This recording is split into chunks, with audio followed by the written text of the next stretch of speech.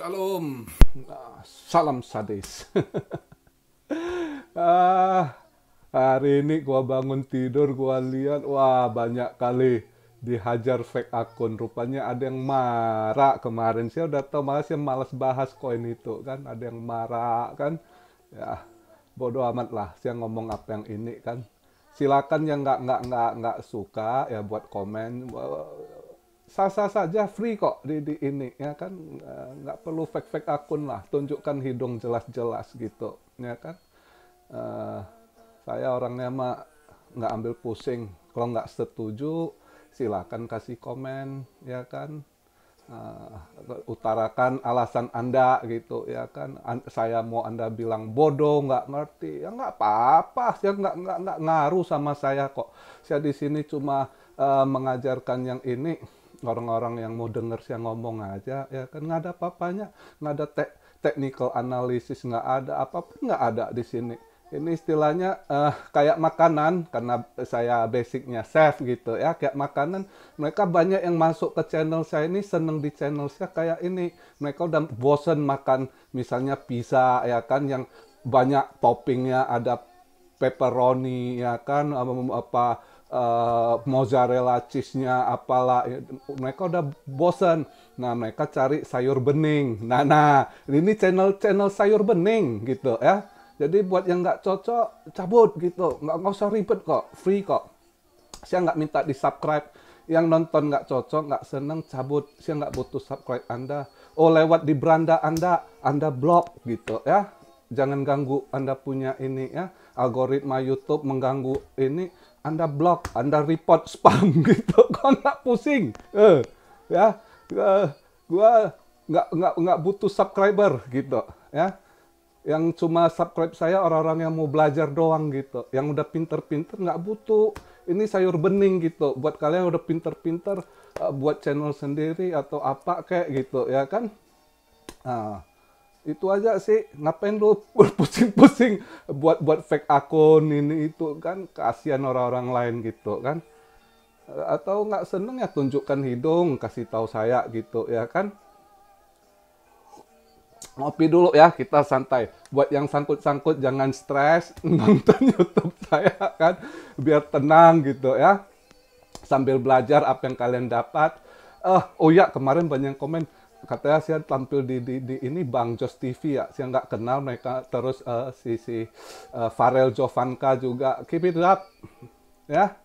Farel, good, do it your best ya kan.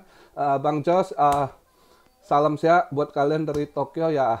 Harapan saya kalian bukan hanya sebagai YouTube yang ini, edukasi lah. Edukasi buat young generation, anak-anak muda yang ingin belajar, ya kan.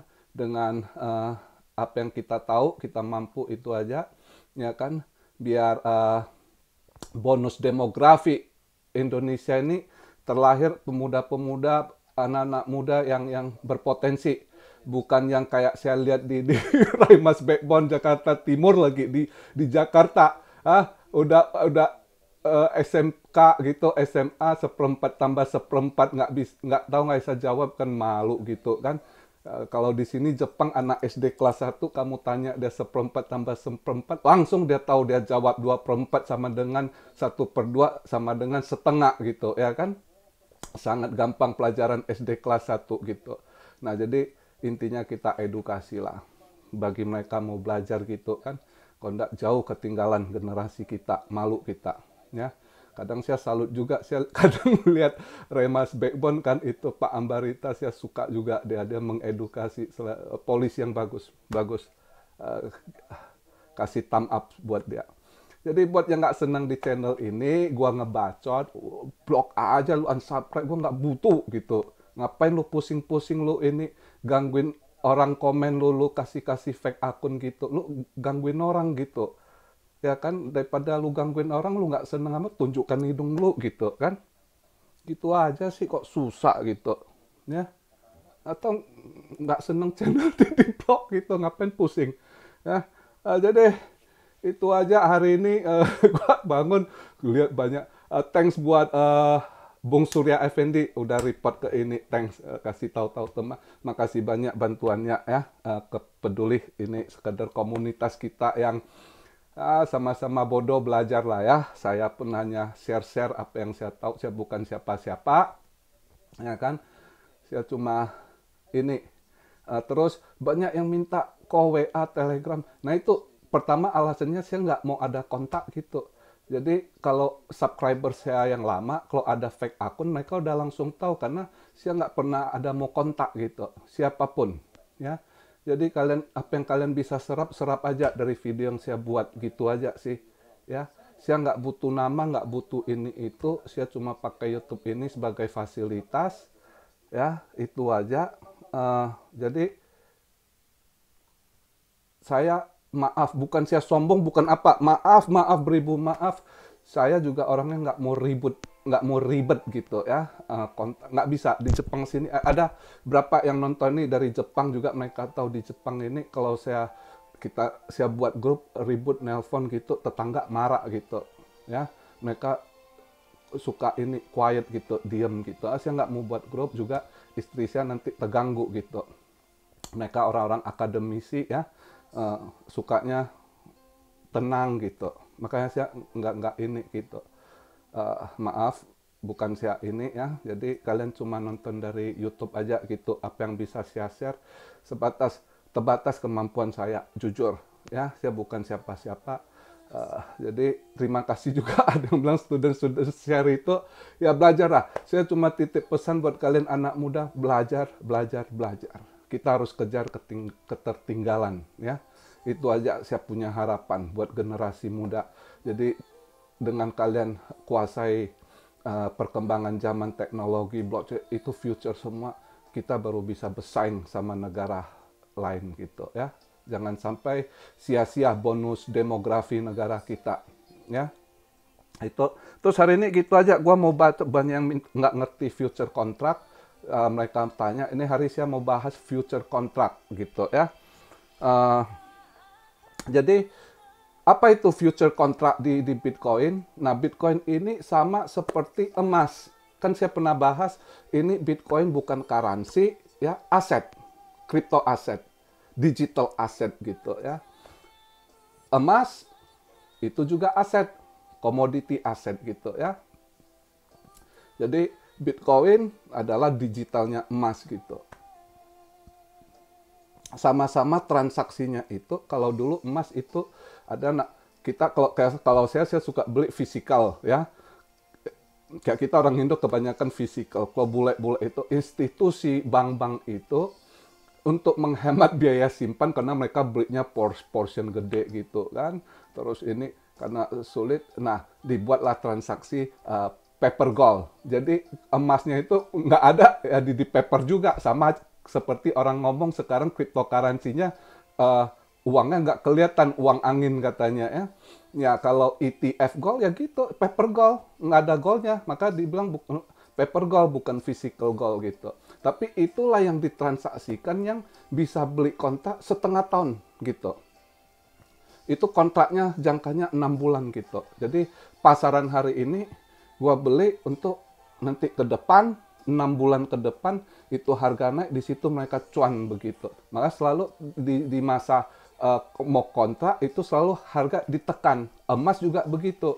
Nah itu permainan para banker, perak gitu ya.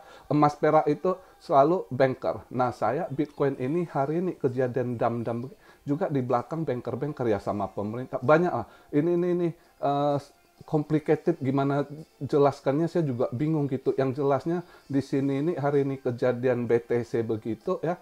Itu juga banyak kan saya pernah currency war itu udah terjadi gitu ya. Jadi kondisi gini apa yang mau kita lakukan? Ya sabar gitu. Ya. Nah untuk kontrak future selalu mereka tiap bulan ada. Jadi misalnya Februari dia kontrak 6 bulan ke depan jatuhnya di Agustus gitu. Kontraknya tanggal berapa, jatuhnya berapa. Nanti Maret ada lagi. Jadi maka tiap bulan itu ada future kontrak yang jatuh tempo. Cuma kalau emas full dia bisa di ini 1 tahun 12 bulan itu tetap ada ini future kontrak yang ini. Nah kalau di uh, Bitcoin future contract ini biasanya mereka cuma stop sampai di bulan 10 ya. Itu udah terakhir. Jadi kalau biasa bulan 9. Jadi biasa bulan 10, bulan 11 itu nggak ada future contract. Karena itu bearish, seringnya bearishnya di situ. Saat itu selebihnya selalu ada future contract yang expire. Jadi tanggalnya di berapa tergantung mereka ini jatuh temponya di mana, kapan mereka ini sign-nya gitu ya. Nah, jatuh temponya selalu berbeda gitu. Tapi yang jelas tiap bulan ada gitu. Kalau di Bitcoin ini biasanya di bulan 10 sama 11. Oktober, November yang nggak ada future contract. Karena mereka nggak mau. Mereka sampai bulan 9 udah gitu. 10 nggak ada. Nanti baru dia mulai kontrak lagi bulan 12 ke 6 bulan depan gitu ya. Nah, itulah future contract yang dibeli sekarang harganya. Nanti misalnya Bitcoin sekarang ini dia tekan 40.000 ya, 30.000. Nanti sekarang bulan apa? Kedepannya 6 bulan ke depan, misal sekarang Jumat, November dia nggak jatuh tempo. Mungkin ini dia beli 3 bulan kali ini. Kalau udah Mei, mungkin yang short 3 bulan gitu. Ya. Jadi itulah future contract. Mereka ada Bitcoin yang paper gitu. Jadi biasanya yang beli-beli gitu apa? Bank, institusi gitu. Ya, belinya banyak gitu. Karena mereka istilah duit-duit itu juga invest juga, bank sama juga ya kan, mereka ada yang stokkan ke saham gitu. Nah, ada yang stok ke Bitcoin juga gitu ya. Nah, itu future contract begitu. Jadi kalau di emas namanya paper gold ETF ya. Nah, di Bitcoin BTC juga itu ada ETF-nya, udah di ini kan dikerjakan ya kan.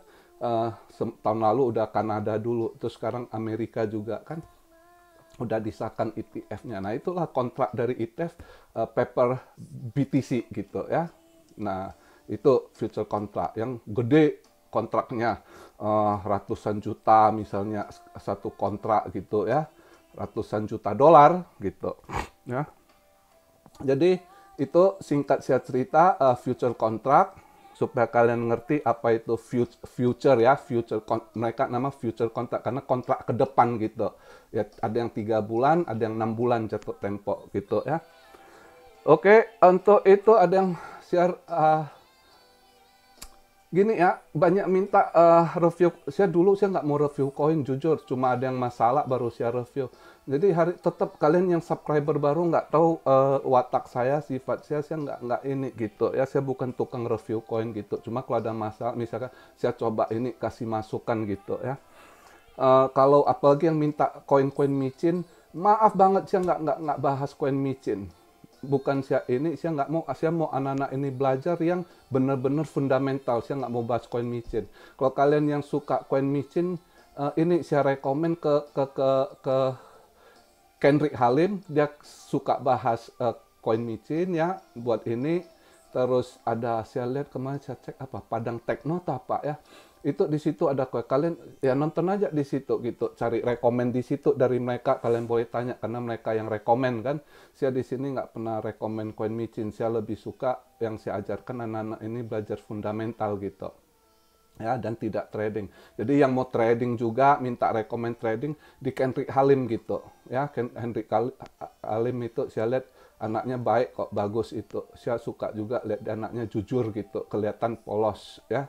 Atau kalian mau nonton minta rekomen koin, ya itu ada Christian Victorious ya, anaknya bagus juga. Saya lihat Christian lumayan knowledge-nya tentang blockchain kok, kalian bisa belajar.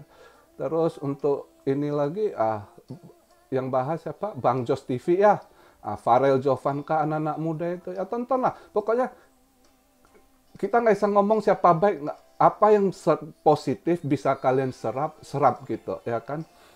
Apa yang ada di sana ambil positifnya, di sini juga ya, namanya manusia semua ada kekurangan. Siapa punya kekurangan jangan kalian ambil ya. Misalnya kadang saya ngomel-ngomel, yang kok ngomel kadang kesel juga masih ini gua ajarin, tapi gua minta maaf kadang gua sering ngomel gitu. Jadi gua review berapa koin aja lah yang ini, misalnya karena penting XRP, banyak yang nanya XRP kok sampai. Jadi XRP gini, saya juga ada stok XRP walaupun saya udah tahu dia kasus sama SEC ya. Saya percaya si ini dia punya CEO, si Brad Garlinghouse, Chris Larson itu orang-orang smart. Dia udah ada planning B gitu ya. Mereka ini udah tahu kalau misal kalah di USA, mereka mau planning B-nya apa, mereka udah ini. Karena saya lihat misal waktu ini ya, waktu dia di ban bulan 12 kemarin itu, semua kan tutup exchange, semua delisting kan. Cuma Jepang SBI yang nggak sama aja gitu. Jadi dia sama-sama si SBI ini juga sangat bagus. Nah akhirnya kemarin itu dia udah buka kantor, dia hire orang loh. Ya jadi dia mungkin ada strategi lain saya nggak tahu. Ya SRP dia ada buat office loh di ini sekarang. Terus di Dubai juga dia buka juga, saya dengar juga hire orang gitu. Jadi step-step mereka ke depannya apa ya kita nggak tahu, tapi dengan saya lihat dia ini, saya rasa dia udah prepare juga gitu. Mereka ada plan B ya, exit strategi dari kasusnya itu. Jadi saya confident aja kan, saya nggak ragu sih. Cuma ya sekarang lagi drop gitu ya biarkan aja, aset saya biarkan aja, tunggu dia selesai gitu. Soal sidangnya kemarin berita katanya dia kalah, nggak lah, bukan kalah, itu istilahnya SEC mohon ini untuk bisa ngecek transaksi dia di luar gitu kan. Jadi judge-nya approve gitu, diizinkan gitu kan. Jadi bukan soal dia udah menang kasus, banyak yang kok udah menang SEC. Bukan belum, ini belum kelar ini. Ini nanti bulan 8 kalau nggak salah baru kelarnya itu. Belum kelar ini. Ini cuma judge hakimnya approve permintaan dari si SEC gitu. Ya, bukan berarti udah menang gitu. Enggak, belum. Kasus ini belum. Ya. Terus ada yang nanya Rif, saya nggak mau bahas sebenarnya. Rif, saya juga tahu Indonesia ada komunitasnya gitu. Jadi gini, saya nggak mau bahas ini. Saya tahu kenapa hari itu lagi naik, Rif tiba-tiba jatuh juga apanya. Saya tahu, cuma saya nggak mau ngomong, nggak enak nanti ngamuk lagi. Cuma saya kasih gini, yang whole Rif nggak usah takut untuk mau cuan-cuan bisa season ini. Tapi kalau kalian suruh tanya saya untuk long term, saya nggak rekomen gitu. Gitu aja jawaban saya soal Rif ya. Banyak yang nanya, kok ada koin baru di Indodax, tolong review Glitch sama Anchor ya. Boleh, kalau ini saya ini. Jadi nggak ada yang sangkut-sangkut. Jadi nggak ini. Saya pusing selama ini. Tiap hari yang masuk subscribe baru, pusing, nangis, sangkut. Gue jadi beban gitu loh. Gue pundak, gue capek gitu rasa. Bener. Jadi gue hari ini gue bahas 2 koin lagi, Glitch sama Anchor ya. Glitch ini juga DeFi. DeFi ini dia Glitch sama dengan si Avalanche itu.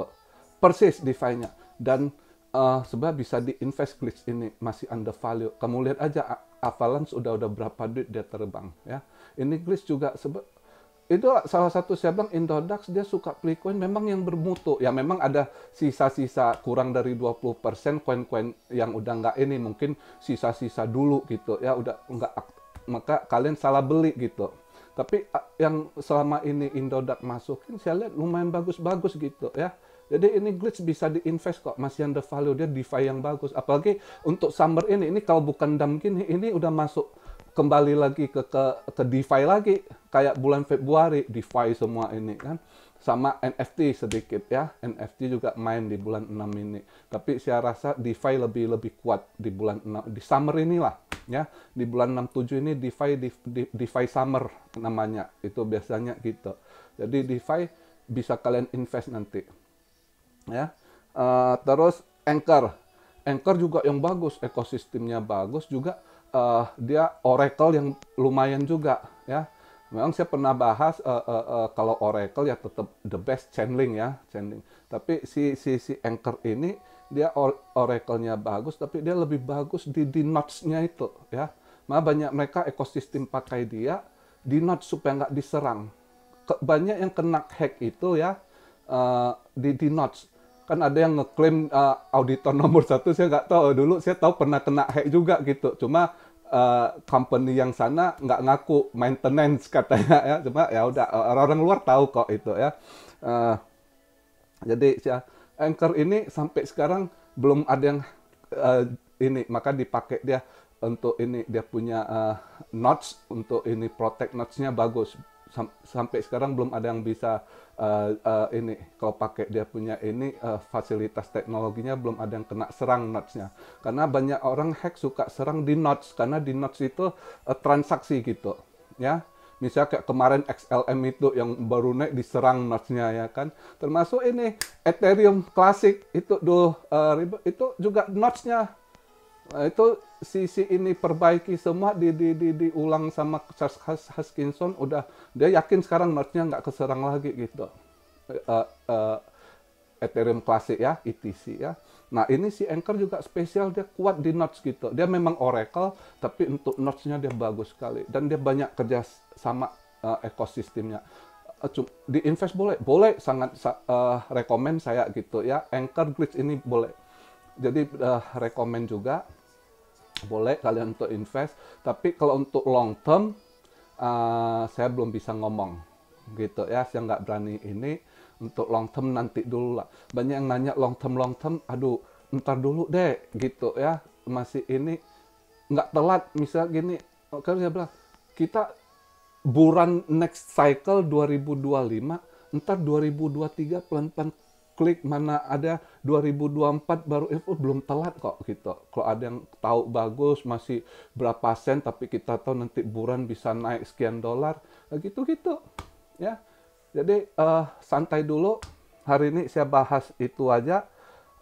Dan mungkin dalam berapa hari ini saya nggak buat video karena saya ada kerjaan lain. Saya ada traveling ya. Ada mau ke salah satu tempat gitu. Jadi saya nggak sempat berapa hari ini buat video.